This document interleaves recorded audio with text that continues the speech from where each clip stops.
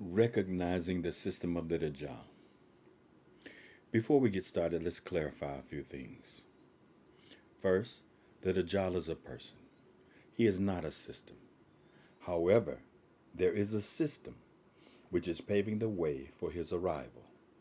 The Prophet, peace be upon him, told us that all prophets told their people about the Dajjal.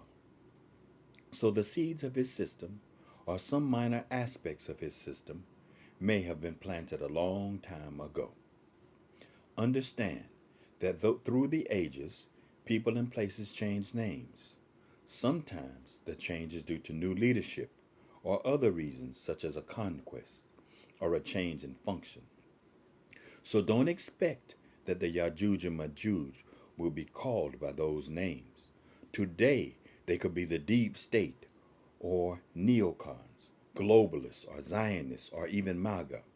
What must be understood is that each will play its role in helping to develop the condition for the Dajjal to rule from the Holy Land.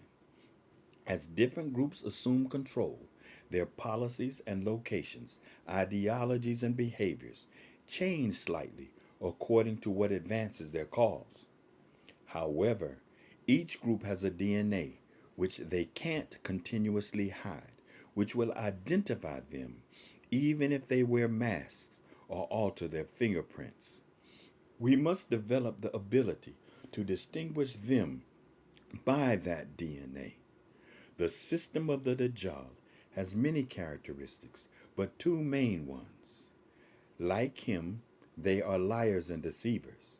He is arrogant and they are arrogant. Other characteristics of their DNA often include excessive, unjustified killing and economic and political destruction. Though they profess to be bearers of peace and righteous conduct, today they have gained considerable influence and resources. Their lies and arrogance have openly increased in conjunction with their destructive ways.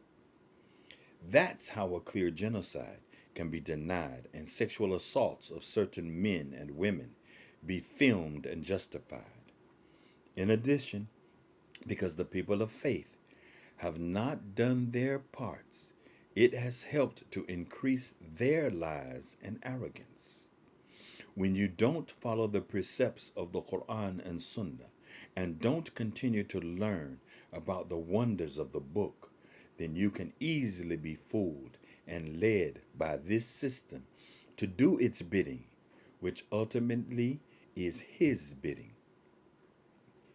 9/11, a false flag, was a significant event in the rise of the system of the Dajjal.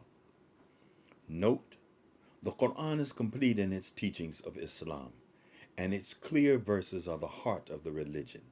However, it's a book that answers all questions and is not bound by time or the knowledge of scholars. The weakness and confusion displayed by this ummah is a result of our weakness and not that of the message. We believe completely in the Quran and its revelation. Only Allah knows all the secrets and truths expounded in the Quran. Like a writer or musician, each has its style of conveying their messages. So learning to recognize the system's descriptive behavior will identify it and guide us. Surely, because of our inability to recognize its DNA and the system's deception, we will not get notification in our emails to warn of its destructive power and his arrival. You will have to do your homework and look for the signs of the system. The system is surely in full effect today and is arrogantly working to destroy the relationships that we need to foster. Just as the Prophet, peace be upon him, described, the system has grown in stages. We have entered the stage described as a week. This is the final preparation stage before his arrival.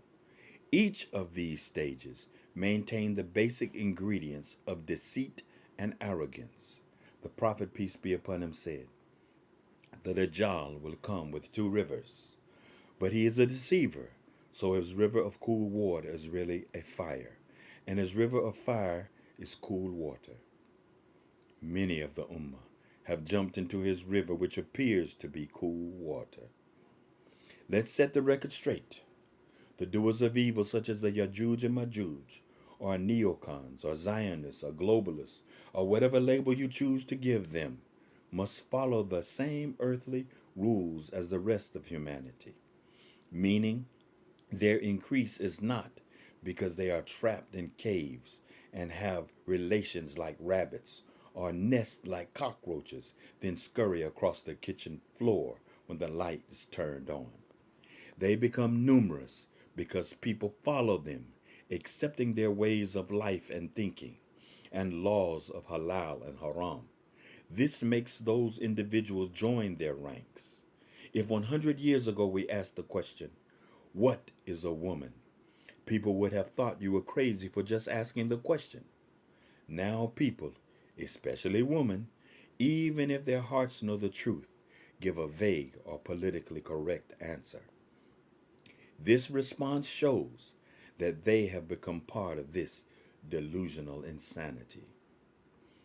9/11 began with the lie that Islamic terrorists hijacked planes and flew them into the World Trade Center.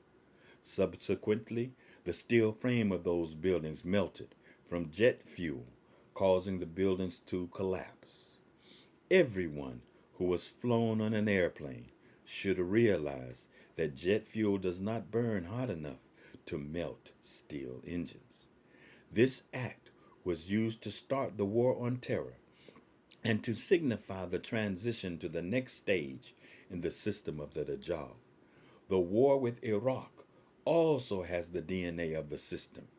It was started with the lie that Iraq had weapons of mass destruction and that a coalition of the willing had to stand up and confront this evil. After finding no connection to terrorists and no weapons of mass destruction, an arrogant president declared shock and awe. And later, a Secretary of State validated the killing of 500,000 children. While Gaddafi was accused of killing his own people, the Defensive Alliance North Atlantic Treaty Organization had to confront him.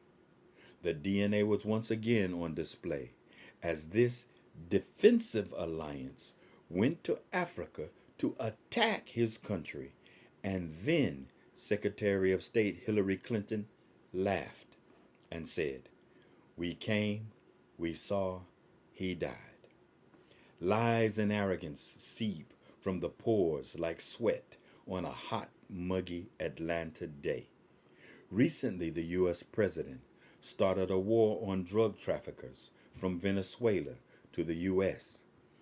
He sent his fleet to interdict drug smugglers in international waters. Asked if he would seek authority to go to war, he exclaimed, "No, we will just kill them." This, after several reports, including their own drug interdiction analysis, shows that Venezuela is not the culprit. Remember, this system is not just confined to the military-industrial complex. It is entwined in every aspect of our lives. Subsequently, its DNA spills in every arena. It's the politician who claims they are for the middle class and unfortunate ones, but make laws to enrich corporations and the 10% and enslave the average person. It's the lie of low inflation as you watch your monthly and weekly bills continuously increase. It's the medicine which is supposed to cure but has worse side effects than the original problem. It's the statistically growing economy which never seems to include the loss of jobs and more people living homelessly in the park or under overpasses. Yes, and our religious lives are not immune. It quietly crept into the mosque during COVID and changed how we perform the Jummah prayer and every other prayer.